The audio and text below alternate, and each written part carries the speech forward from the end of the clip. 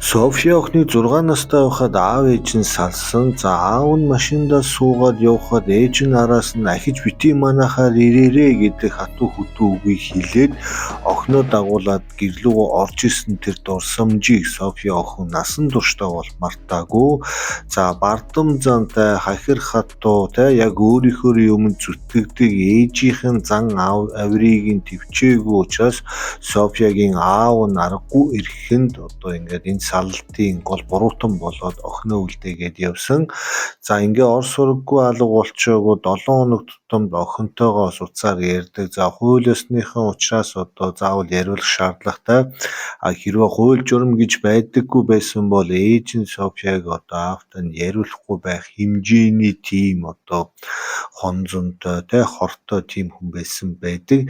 За ингээд Софи охин 10 настай болоод аав ээжигээ сайн мэддэг учраас салс сарзныг нь ойлгосон учраас өөрийнхөө ээжээс 10 настайтай аавтайгаа уулзмаар байна гэдэг үгийг хэлсэн. За тэр үед ээж нь одоо жадлан эсэргүүцэж чиний аав биднээс урвсан, биднийг зүгээр хаяа явчихсан. Чи тэр хүнтэй уулзаад байх ямар ч шаардлага байхгүй. Одоо чиний хэрэг гэж байхгүй. Тэр өөр хүнтэй болсон, өөр хүүхэнтэй, өөр хүүхдүүдийн аав болохоор явсан энэ төр гэсэн одоо аавынхын эсрэг янз янзын үг хэлж одоо охиныг хахир хатуу цангаараа яг өөршгөө байлгах гэж аавыг нь үзэн ядуулах гэж янз янзаар бол үзсэн байдаг.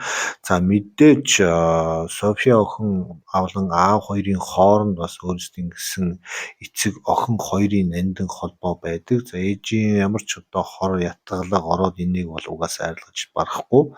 За ингээд Софи охин одоо цаг хугацааны ирэхээр өөрийнхөө төрсөн эцэгтэй уцаар ярих хангалтгүй байгаа учраас аавтайгаа ядаж нэг удаа уулзмаар байна гэдэг одоо зоригийг гаргаж ээжтэй хэлэхгүйгээр аавынхаа амьдардаг газар амьдардаг гэрлүү нь явж байсан. За ингээд явж яхад нь ээж нь түүнийг тийшээ явж ийн гэж дорн мэдэнгүүтээ одоо тухайн хотынхон цагдаа дуудлага өгөөд охиноо аавынхаа гэрлөө орохгүй явж яхад нь бол цагдаагаар бариулж байсан байдаг. За цагдаа тухайн үед одоо охиныг машиндаа суулгаад буцаж ээжд нь хүлээлгэж өгөөд явсан. За яг тэр үед цагдаагийн машин өнгөрөөд явсны дараа ээж нь маш хатуу заналтайгаар хонзонтойгоор нэг үг хэлсэн.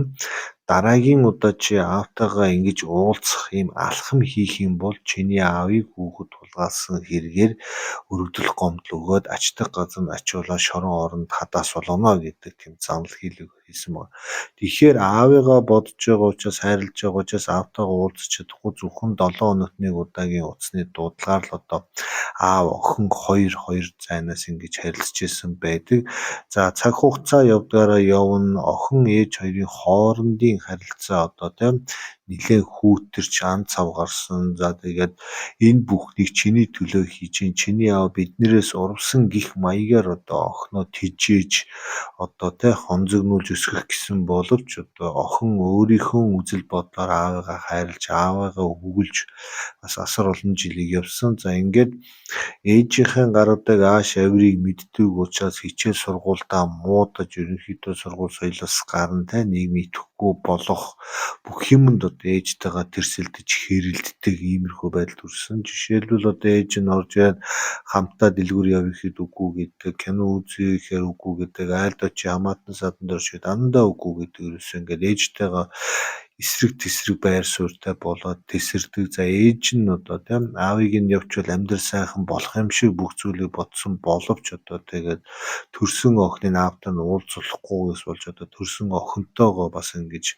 стрессцэн. За ингээд 17 нас хүрээд одоо Софи охин бол ээжийнхээ ааш авирыг мэддэг болчихсон. Ээжтэйгээр ерөнхийдөө хайрцаггүй өглөө оройдоо орж гарвал нэг минь тус мэдчихдэг. Бусдаар бол одоо ингээд ерөнхийдөө нэлээд хөндөрчихсөн 18 насыг бол хүлээж ийсэн. За ингээд 18 нас болсон учраас София өөрийнхөө ээжийн гэрээс бүр мөсөө явж одоо хотын төв жижигхэн өрөө хөлсөөд хажуугаар нь одоо хоолны газар зөөгчийн тэгээ мэдээд сургууль соёлдоо явдаг иймэрхүү амьдралын химнэлд орсон. За энэ үедээ яг чөлөөтэй хин нэгний заавраар хин нэгний ятгалаг үзэн ядалт хорслоор одоо хайртай дотны хүнтэйгээ уулзахгүй байх биш. Өөрөө аавтайгаа яриад аав дээрээ яваад очисон. За ингээ аав дээрээ яваад очиход аав нь аль хэдийн хоёр дахь их нэртэйгээ болчихсон. Аз жаргалтай нийцчихсэн. Одоо айгүй хөөрхөн хоёр ихэр дүүгийн гаргачихсан. Ийм сайхан өнөр бүтгэн одоо гэр бүл байсан. За София эдний анх удаа ороод их нэртэй танилцаад хоёр ихэр хүүхдтэй хамт юмэр зугаад аав ээжтэйгээ ингээ сайхан байсан. Гэхдээ олон жил ааваасаа хол одоо байсан учраас энэ хүмүүсийн хоорондын уур амьсгал тийм халуун дулаан байж чадахгүй. Эхний уулзалт бол ерөнхийдөө бие барьсан маягтай ингээ байж исэн. За энэ хугацаанд ерөнхийдөө 18-19 хүртэлх хугацаанд гэрээсээ явснасаа хойш София ээж рүүгөө нэгт залгаагүй. Ээжийнхэн дуудлага болгоныг тасалж ээжийнхэн харилцах холбоо бүх одоо оролдлогуудыг дандаа няцааж зөвхөн өөрийнхөө тэгээд үргэлжлүүлээд аавтайгаа үргэлж холбоотой ингэж сайхан одоо жийлүүдийг өнгөрсөн. За ингээ их сургуулаа төгсөөд энэ хооронд нь ээж нь янз янзын шалтгаан хэлсэн боловч Софи ерөөсөө ээж рүүгээ нэгч хараагүй зөвхөн аавтайгаа. Гэх мэтээр одоо ингээд нөхрөөсөө салсан тэр бардам өөрийнхөө зөрүүд тэр авгаа насны бүхсэнд охингүй болж охноосоо хол ингэж гав ганцаараа илгээ тэрврээд ингээд хөвцсөн гунигтай түүхийг үзсэн. За ингээд София охин 29 нас хүрсэн. За ингээд 29 нас хүрээд өөрөнгөсөн ажил төрөлтэй айтайхан мөнгө төгрөг бүх юм тэгшрээд үерхдэг найз олоотой болцсон байж байхад нэг удаа дуудлага ирдэг. За тухайн дуудлагыг авахд бол аав нь байсан. Тэгээ София миний охин яралтай уулзах хэрэг байна. Чи энэ уулзалтанд заавал ирэх ёстой шүү. Тэгээ энэ бол үхэл амьдралтай холбоотой уулзалт байгаа маа. Аав нь чамд нэг хаяг явуулъя гэж хэлээд уцаад тасалдаг. За тэгээд аавтайгаа дотноос учраас аавгаа ийм хэлэнгүүд маш ихээр сандарч өөрийнхөө ажлын газрын дарга дээр ороод маш яралтайгаар чөлөө бичүүлж аваад ингээд явсан. За ингээд хаягийн дагуу машин унаад Дакот очиход яхаарахгүй одоо үндэсний цэцэрлэг түрээлэн буюу парк байсан. За ингээд паркийн гадаа машинаа зогсооход аав нь энийг ч гэсэн зогсож исэн байдаг. Тэгээд аав дээр чи таны юу өвдчих юу яач юу болов? Та чинь саяхан нөхөө унаад хөл гараа гимтэж гисэнсэндээ таны бие хаяр муу байгаа штэ гэсэн. Тэгэхээр одоо аав нь миний бие ха зүгээр байгаа. Гэхдээ би чамд нэг юм хэлэх гэсэн. За тэнгүүд одоо Софи охин гайхаад юу болов яаваа та санаа зовоогоод айлгаа авчлаа гэсэн. Тэнгүүд олон аауд хүүхдүүдтэйгээ хийдэг тэр зүйлийг би чамтай нэг ч удаа хийж үзээгүй байдаг юм аа. Тийм учраас одоо аав нь өнөөдөр бүтэн өдрийг чамтай хамт энэ үндэсний цэцэрлэг түрээлэн буюу паркт одоо аав охины адилаар ингээд сайхан ажиглалтай өнгөрөмөр байна гэдэг саналыг тавьсан. Тэнгүүд одоо Софи охин маш ихээр баярлаж таны бие дийлэх юм уу гэхэд дийлний хамтдаа орё гэдэг ингээд аав охин хоёр хөдөлцөөд орсон. За ингээд ойролцоогоор бараг 30 хүрж байгаа бүсгүй өөрийнхөө аавтай хамт анх удаа хүүхдийн паркт орж одоо тэр тоглоом дээгүүр гүйж хараач зайрмаг аваа аавтайгаа бүтэн өдрийг сайхан өнгөрөөсөн үргэлжлүүлээд оройн хоолнд хамт орсон. Ингээд яг аав охин хоёрын хийдэг одоо үйлдэлийг хийгээд хоёр тал хоёулаа сайхан ажиглалтай байсан. Тэгээд аав нь тэр үед юу гэж хэлж ирсэн бэхээр намайг уцаарлуулдаг, уурлуулдаг, гомдоодаг ээжтэй чинь байснаас байгаагүй надад дээр болсон учраас би орхиж явсан юм аа. Тэрнээс чамаас болж ингэж яваагүй, чамаас би салж одоо яваагүй, ээжээс чинь болж би аргагүй ихэнд ингэ явсан. Тэгээд хүүхэд ээжээгээ дагдаг хууль дүрмтэй учраас яхаарахгүй хоёлаа юм олон жилийг ямар ч дурсамжгүй ийм хар бараан хоосон өнгөрөөчихсөн байгаад аавнаас гунигтай байдаг. Өнөөдрийнх шиг ийм боловч ахиж ивдэрд олдохгүй байх гэж аав нь бодоод өнөөдрийг албаар чамааг ингэж айлгаж дуудаад ингэж парк дээр хамттайгаа өдрийг өнгөрөөлөө. Тэгээ ээж чинь бол угаасаа ийм л хүн энчээгээр нь одоо ойлгоол явах одоо чиний өөрийн сонголтын асуудал гэж хэлээд энэ хоёр сайхан уулзалтаа дуусаад явсан. За энэ уулзалтын дараагаас ерөнхийдөө София болон